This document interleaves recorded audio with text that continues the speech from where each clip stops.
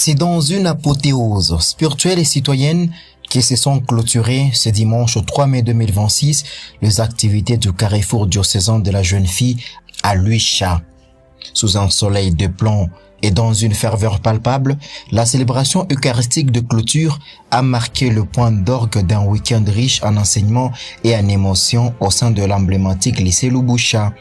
Présidé par son Excellence Monseigneur Fulgence Mouteba, archevêque de Lubumbashi, président de la SENCO et membre du Dicaster pour le développement humain intégral. Cette messe revêt une double dimension historique. Elle célébrait non seulement la fin de travaux du carrefour diocésain de la jeune fille, mais aussi les 75 ans d'existence du lycée Lubusha. Dans une homélie aux accents prophétiques, le prélat a souligné avec force la mission défectible de l'Église dans l'encadrement des jeunes en général et de la jeune fille en particulier. S'appuyant sur la valeur mémorielle de l'institution, il a qualifié le lycée Lubusha des monuments historiques et des patrimoines culturels.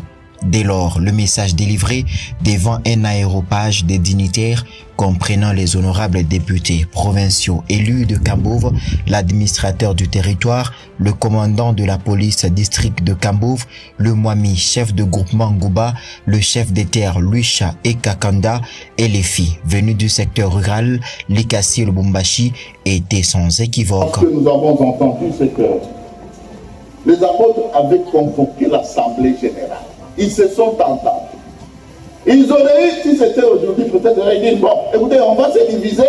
Nous, les gens des langues grecques, nous allons à droite, et vous, des langues hébraïques, vous allez à gauche, n'est-ce pas? Mais ils se sont mis ensemble, ils se sont tassés. Et je crois que concernant ce lycée, nous, archidiocèse, nous l'avons fait. Plusieurs fois, nous nous sommes assis avec nos frères, des Comilou et d'Excellence. Ce sont des humains comme nous. Mais chaque fois que nous avons avancé, eh bien, on nous remettait toujours au point de départ. Ça m'a rappelé un mythe qui est très populaire en philo, qu'on appelle le mythe de Sisyphe. C'est-à-dire, en résumé, quelqu'un qui roule une pierre à partir du bas de la montagne, et quand il arrive presque au sommet, la pierre roule dans le sens contraire et il faut recommencer le voyage, pour ainsi dire, l'effort pour monter. C'est pourquoi j'interpelle mes amis, je les appelle amis au nom de ma foi, d'Excellence et de Comilou, à envisager d'autres solutions. Parce que l'Église catholique a une tradition de persévérance. Elle a des ramifications dans des milieux que vous ne soupçonnez pas. Il faut, au nom de l'humanité, au nom du respect que nous devons à ces filles, à ces futures dames qui vont bâtir cette société congolaise, au nom donc de cette humanité, envisager d'autres solutions. Et étant donné que l'État congolais est propriétaire du sol et du sous-sol, là où il n'y a pas d'intérêt humain, d'enjeux humains qui sont mis en cause, mais c'est cette année, c'est cet État donc, pardon, qui pourra vous donner un autre endroit, qui sera peut-être plus riche que ici où vous voulez ramasser les minéraux en détruisant l'éducation ou en empêchant l'éducation des jeunes filles.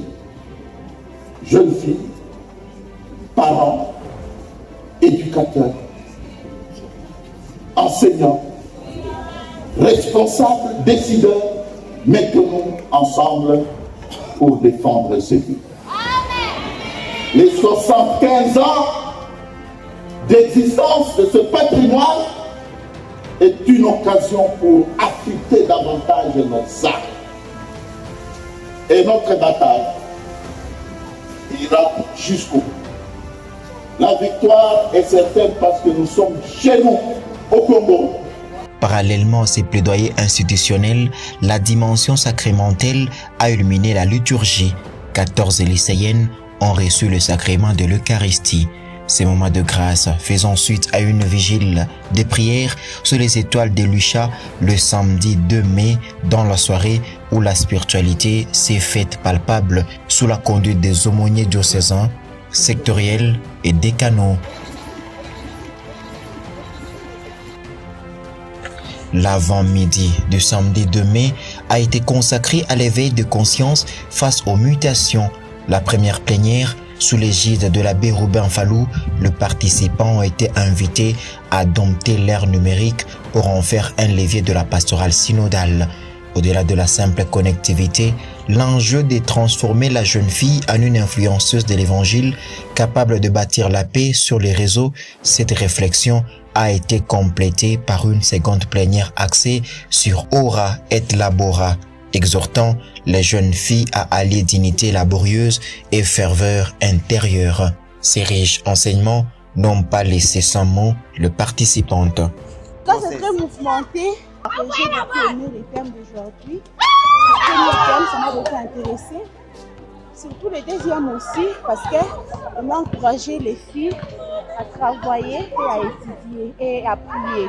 Nous devons utiliser l'Internet pour notre intérêt et non pas pour des sottises ou seulement pour des antivaleurs qui se trouvent sur Internet. L'enseignement s'est bien passé. On a eu des enseignements sur les réseaux sociaux. C'est bien organisé. On félicite l'équipe diocésaine pour l'organisation d'abord. Toi et mon Ekabidi. Et yo dada kubile muna fanya huko. Jina dia Medipeti tafuma papa kwa simisia. Dada toi et mon. Unji mama Janet katwafuma kupaka wasi ya Saint Ignace de Loyola. Yo. Vidi tuvia twate mwaluide manda bantu bavula. Vidi tuvia. Notons par ailleurs que lors de la célébration de clôture, le comité de parents, les élèves actuels et les anciennes du lycée Lubusha, le mouvement Laudato Si et la sous-commission de la jeune fille, à l'unisson, ont clamé leur attachement viscéral, soulignant l'importance de préserver ces cadres de vie et d'apprentissage contre les intérêts qui les menacent. Enfin, avant de congédier l'Assemblée, Monseigneur Fulgence Mouteba a créé la surprise en posant un acte fondateur pour l'avenir de la pastorale des jeunes. Répondant à une demande de l'aumônier diocésain, il a officiellement annoncé la création de la sous-commission des jeunes garçons au sein de l'archidiocèse de Lubumbashi. On a créé ville commission là-bas. Jeunes garçons. Une décision qui vient équilibrer la pastorale des jeunes et couronner ce carrefour diocésain de la jeune fille en ouvrant une nouvelle ère d'accompagnement paritaire de la jeunesse. C'est donc sur une note d'espérance et de détermination que les filles de 4 coins de l'archidiocèse ont repris le chemin du retour, emportant avec elles les enseignements d'un jubilé qui aura su réconcilier héritage du passé et défi du futur.